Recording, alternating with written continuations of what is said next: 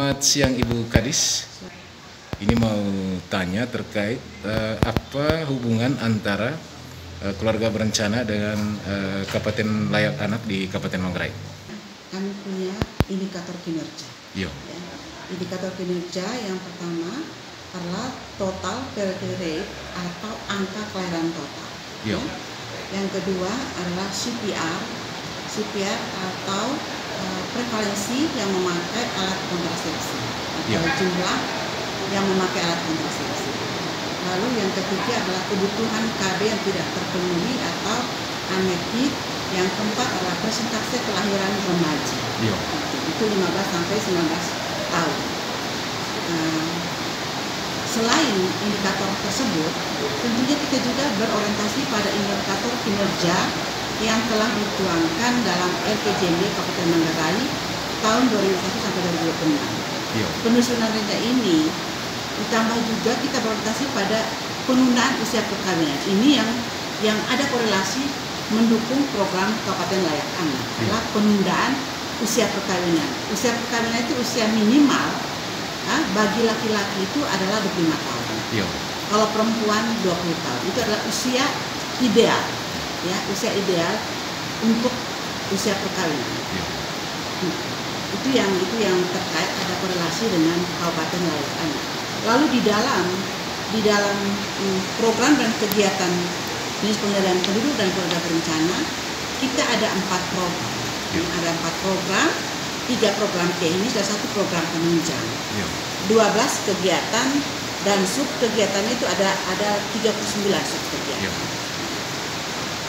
Itu yang lalu di dalam sub kegiatan itu kita ada bina keluarga balita. Bina keluarga balita, ada bina keluarga remaja. Itu semua kita intervensi terutama di 27 kampung KB. Di Manggarai ini ada 27 kampung KB menyebar di 12 kecamatan. Poktan BKB, BKR itu ada di kampung KB. Itu sekali itu yang saya jelaskan terkait korelasi antara Dinas Pemberdayaan Penduduk dan KB dan Kabupaten Layak. Kita ada dapur atasi stunting atau dasar. Kita berdayakan masyarakat untuk bisa atau mampu meningkatkan ekonomi keluarga dengan cara yang pertama kita pemanfaatan pekarangan rumah. Itu dulu pemanfaatan pekarangan rumah dengan menanam sayur yang kita bisa konsumsi untuk keluarga kecil mereka. Kadis, selama ini kegiatan KB yang dilakukan itu apa saja dia punya jenisnya? Ada 7 alat kontrasepsi. Ya. Yang pertama adalah medis operasi wanita atau tubektomi. Yang kedua medis operasi pria atau vasektomi. Yang ketiga IUD atau spiral. Yang keempat implan. Yang kelima suntikan. Yang keenam pil. Yang ketujuh kondom. Ada 7 alat kontrasepsi. Lalu yang jadi program prioritas kita adalah metode kontrasepsi jangka panjang.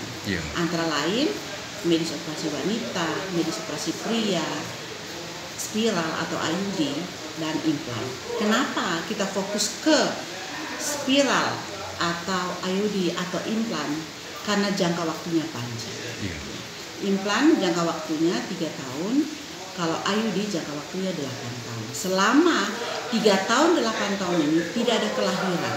Nah, dengan sendirinya dia bisa memutus mata rantai terjadinya stunting.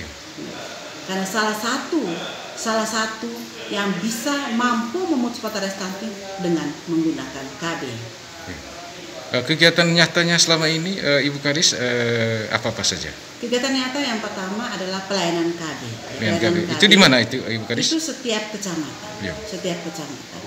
Yang dari Januari sampai Maret itu kita sudah mendapatkan akseptor KB itu 420 akseptor. Iya. 425 aset. Itu biaya dari mana itu Bu Kadis? Itu biaya dari dana dak BOKB.